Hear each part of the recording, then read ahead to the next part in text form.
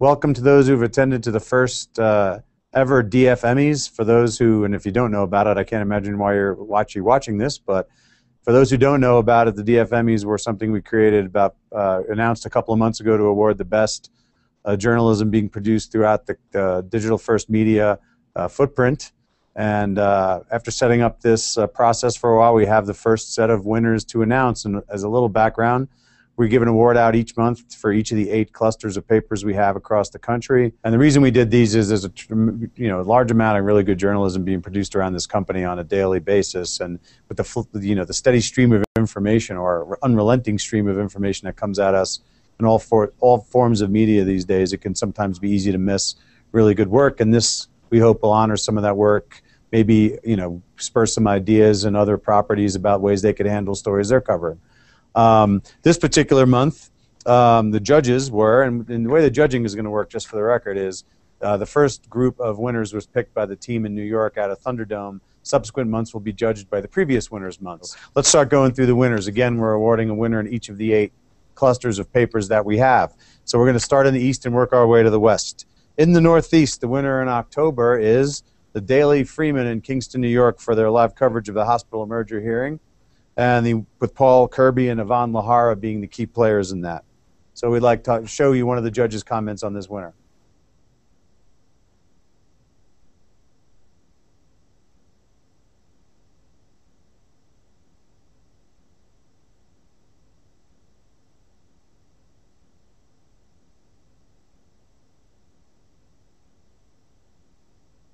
To even more people. They hosted that replay on the website, and I thought the whole package was not just a good digital package, but a good service to their community as well.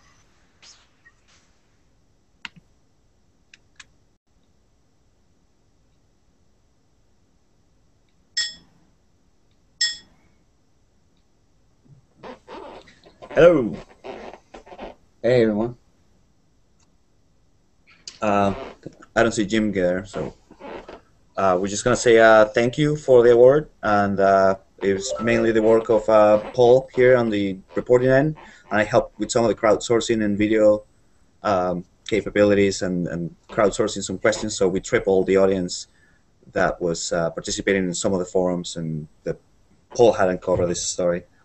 If you want to say something. Well, it started in a way that many stories do. We got a tip that a hospital in Kingston, which has 2, was closing, and that made significant job loss. The company itself that runs these hospitals knew about it for some time, but it was never reported until we did it.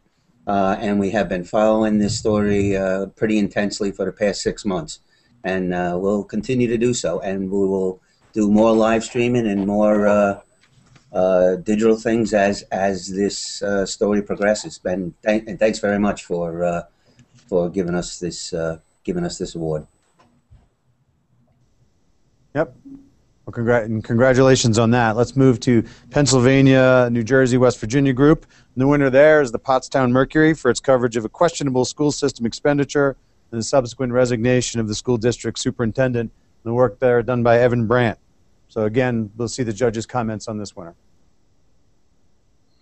We chose the Pottstown Mercury for a series of stories they did on some questionable spending by the local school superintendent. The reporter found the story by monitoring some local parents speaking on Facebook and some complaints they had about an assembly held during school time. In fact, the assembly was by a for-profit company trying to turn their children into a door-to-door sales force. And as a result of some of the stories, the superintendent very quickly resigned from the position, but it still ended up costing the school district about $25,000. That was a great public service for them to cover that, and we were impressed with the way they mined the story from social channels and used those engagement tools to bring more sources into their reporting. And now to talk about that, we're bringing to the chat Evan Brandt from Pottstown.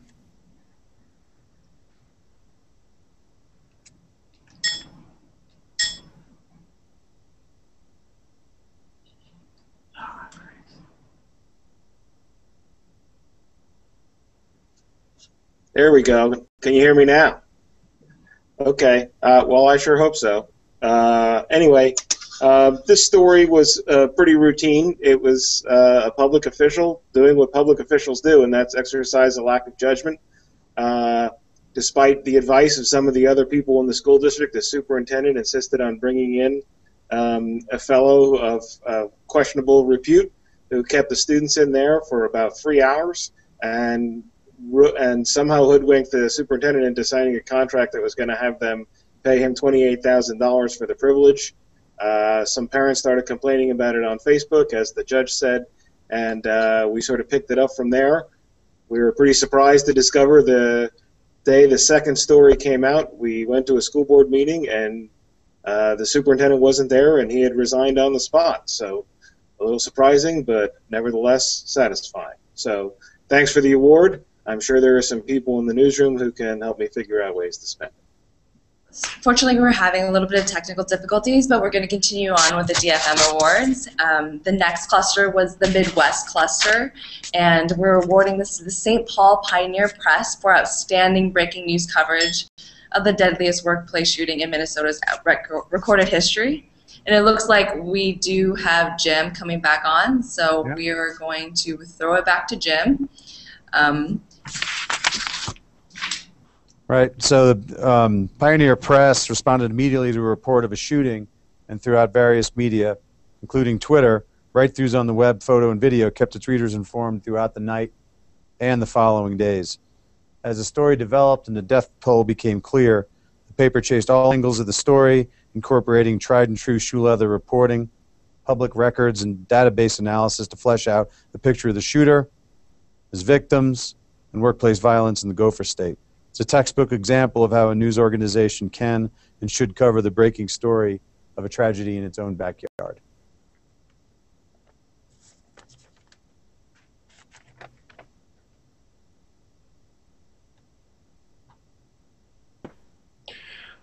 Thank you, Jim. I hope everybody can hear me.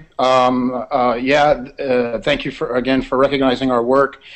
Jean couldn't be on today. She's on assignment. But from her and I and the whole newsroom, we just want to say thank you. This was really a team effort. I mean, we had more than a dozen staff members from the reporting side, photography, the web team, editors who really chased this story for a number of days and worked really hard to give our readers as much perspective as we could. So I was just a very small part of that, and flattered to be recognized, and want to say thank you to everybody who judged the contest. So thanks. Right. Thank you. So let's go to Colorado, Utah now. And the winner in Colorado, Utah is the Salt Lake Tribune for introducing readers to two young boys surrendered by their families and illuminating the impact of lack of affordable care. The winners there are reporter Julia Lyon and photographer Trent Nelson. Julia is on maternity leave, so she will not be joining us, and we'll talk a little background on this particular story. Salt Lake Tribune reporter Julia Lyon heard more than a year ago that some Utah families, desperate for care for their children with autism, were surrendering custody to the state. Utah is in a minority of states without a mandate that insurance companies cover treatment. She spent months reporting, starting with the challenge of locating families willing to tell their stories and giving access to child welfare files. Her compelling stories with photography by Trent Nelson introduced readers to two young boys surrendered by their families, and it truly illuminates the lack of affordable care. And we will actually send out something to the company that has the URLs to these stories, and we'll, so everybody can get a chance to read them in depth after hearing from the people responsible.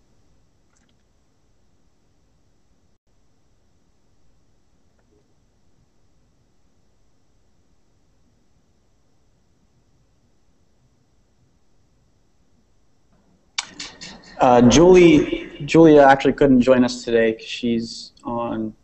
Am I muted? Nope, you're there. Oh, sorry. I'm here too. Good. Yeah, she couldn't join us today because she's actually on maternity leave. So we'll move right on to the next one. So moving to Texas, and we're working on getting the how we're going to present these every month down. So those of you who are watching, appreciate patience as we try to work through this. Moving to Tex-Mex. The winner in the Texas-New Mexico cluster is the El Paso Times for their coverage of the newspaper's own building purchase, a story that presents all sorts of unique reporting challenges. And the winner there is Times reporter Marty Schladen.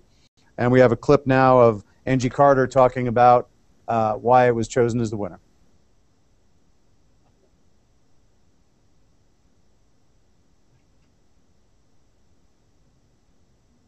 Very exciting. It involved the sale of their own building, but they brought balance and integrity and fairness to their coverage, and they also included related links that kept everyone up to speed on all of the developments along the way. Great. We'd now like to invite Marty to the Hangout to talk a little bit about the story.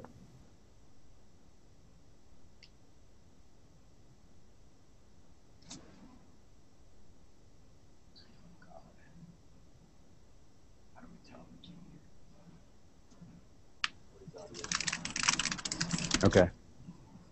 Yeah, I'm not sure Marty's audio is working there, but can you hear us? Okay. Maybe Marty.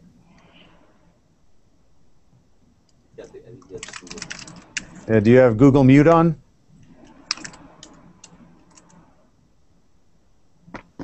Can you hear me now? Yes, we can. All right. Well, thank you for the award. I never thought I'd win one for a story that cost the company millions of dollars, but that happened in this instance.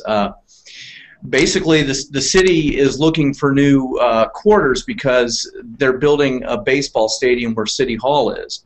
And when they first approached us, they were looking at leasing some of our space because we've got some. We used to operate another afternoon newspaper here.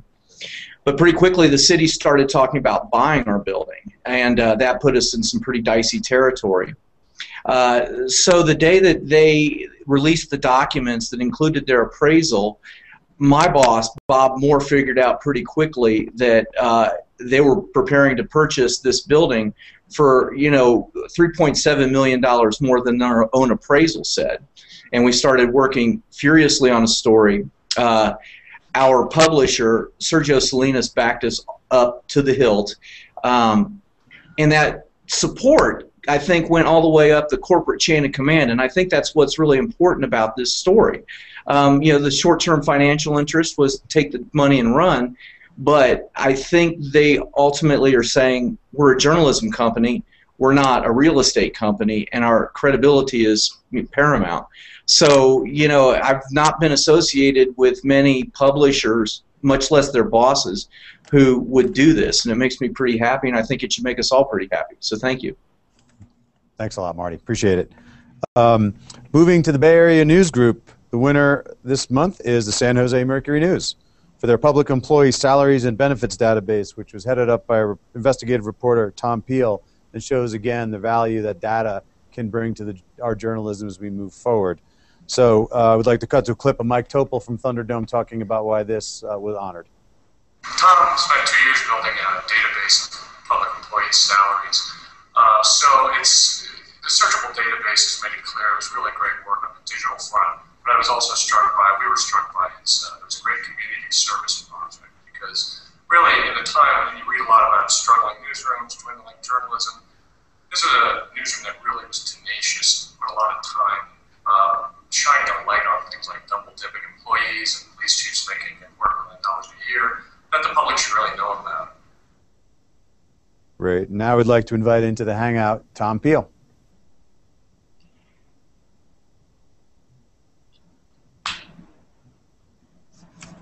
I think, Tom, are you on mute as well? We can't hear you.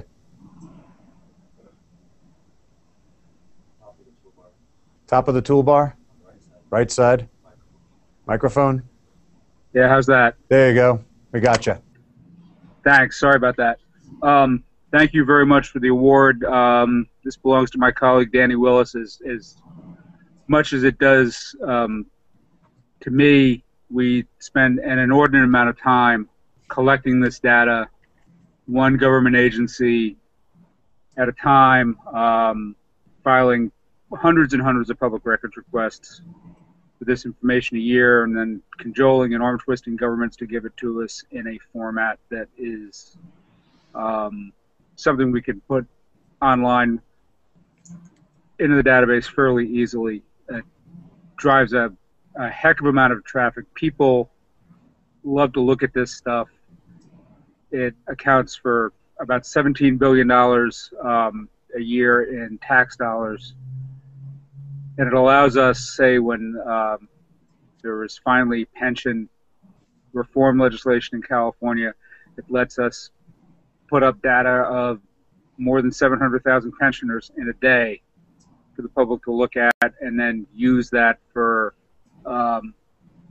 breaking news stories, looking at double dippers, looking at people pulling pensions of $200,000, $300,000, $400,000 a year. So I think this is something that can be replicated in any state with a decent public records law. This has been an ongoing effort of ours since way back in the Knight Ridder days in 2004.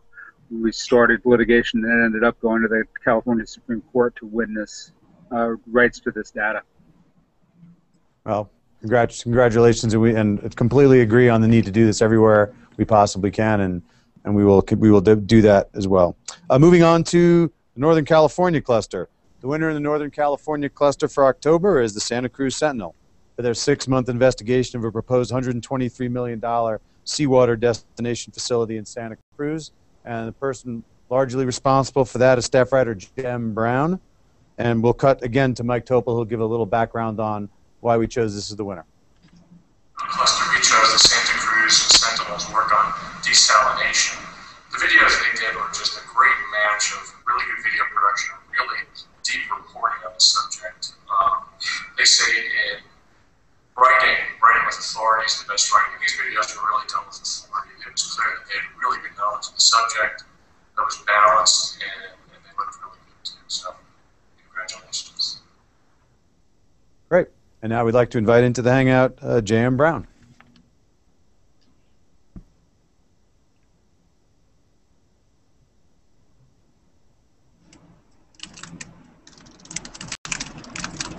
Jem, you there? I am. You're on. Okay. All right. Sorry about that. Well, listen, thank you so much. This 6-month process was a lot of hard work, the most challenging thing that I've certainly ever done in my career, and I absolutely have to thank Kevin Johnson, who was the photographer who shot most of the pictures and extensive video for us.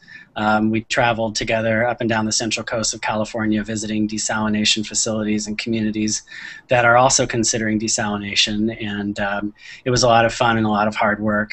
And I want to thank the editing and the web team here at the Sentinel for all of their support over the 6 months that we worked on the project. And I think the most challenging thing, looking back on it, was cutting through the scientific jargon and the environmental jargon and just really getting at the heart of what the facility is all about, and why this community is considering it, and most importantly, how much it's going to cost. So the work isn't done, but we feel like we've got a good start on it, and just want to thank you for the recognition. Much appreciated. Thanks very much. And moving to the last award is Los Angeles Area News Group, and the winner for October there is the Daily Breeze in Torrance for their reporting of the murder of a South Bay woman by Larry Altman. And Larry's involvement in this story goes far beyond just writing the pieces, and we'll talk a little bit about that. So now let's cut to Angie Carter talking about why we chose this winner in LA. We liked that Larry Altman stuck with the story for 3 years, and he used digital skills by creating a homicide map that kept readers informed and engaged during that period of time. They also used related links to make sure that folks got a full picture of this case, no matter when they came to the story during those 3 years. Great. This seemed like a really important issue in Kingston. They had 2 hospitals. And now we'd like to invite Larry into the Hangout. Okay, can you hear me? We can. Thank you very much for including me in all of this. I appreciate it. It's nice to talk about journalism and show what reporters do. This all started because an elderly resident called here and said, I don't know where my neighbor is. Something seems to have happened to her. She's missing, and her husband won't talk about it. And I started to make some phone calls, including to him. He wouldn't respond. and ultimately, after a couple of weeks, an attorney did and said he wouldn't be talking about it. So that was pretty suspicious, and soon we had her friends coming here into the office and telling me her story, why they believed she should be out there somewhere if she was alive. And a lot of time passed. It didn't really seem like a lot was going on with the sheriff's department. There aren't many LA County sheriff's missing persons detectives. So I kept on the story, and finally one day, just on a Friday afternoon, walked into this guy's restaurant and said, "Talk to me." And that interview ultimately seemed to really spur on the authorities to do something. Some months later, it became a homicide investigation, and then they leaked me some information about him about, I don't know, 15 months into it, which I reported, and that resulted in him jumping off a cliff in our local area here. He survived and confessed. We just recently had the trial. He was convicted, and the big deal of all of this in the end was that, and I knew this part along the way, and I was trying to get it into the story, but I ultimately was really sure that he had cooked her remains in his restaurant, and finally that came out in court. We were able to tweet that first and get that up on the web pretty quick. So it was a pretty gruesome crime that he committed, and I'm glad that we were able to help get things going, getting the sheriffs to do something about it. So thank you very much. Congratulations, really terrific work. And those who haven't had a chance should go find the Storify that kind of lays out this from start to finish. It's really fascinating kind of reading. That lays out how this case played out over the last couple of years. We will send that out along with the other winners that we're putting out. So that wraps up this the first initial DFMies. Thanks very much for attending. And again, this month's winners will be next month's judges. And we'd also like to get more. We'd actually like to get more entries next year. The first time it's always tough. People have to build this into their rhythm. But you can see here we're planning on, awarding every month. And again, there's money that comes with this, so don't forget that. But more importantly, we want to honor the really good journalism being done around the company, and I appreciate everybody's willingness to come here and participate in this. And we'll see you the next month.